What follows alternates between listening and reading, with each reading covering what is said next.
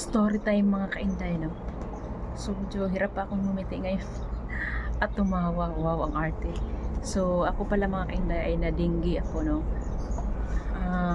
Kaya pala yung lagnat ko pabalik-balik talaga siya, tapos 39, tapos minsan 40. Hindi talaga siya bumababa mga kainday. So nalaman lang namin nung pumunta kami ng hospital na dengue pala yung naramdaman ko mga kainday. Dengue na sinabayan pa ng UTI.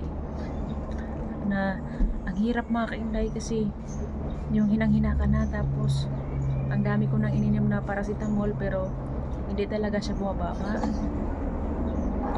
So yun nga, sa nung Martes ako nilagnat mga kainday. Martes, Miyerkules, Huwebes, Biyernes na madaling araw pumunta kami ng hospital kasi hindi ko na talaga kaya mga kainday. Ang sakit na talaga ng ulo ko. So pagdating doon sa hospital mga kainday, ayan, tinurukan agad ako ng paracetamol. So ilang oras lang, wala yatang isang oras, nawala na yung lagnat ko. Pero yun nga, tinis yung ihi ko, may UTI ako, tapos tinis yung dugo ko, nagka-dengue nga ako mga kainday.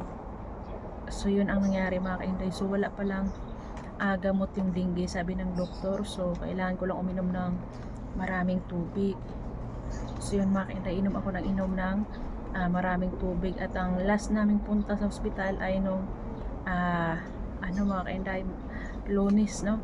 Kasi nung Lunes nagtaas na yung platelet ko, naging 51 na siya.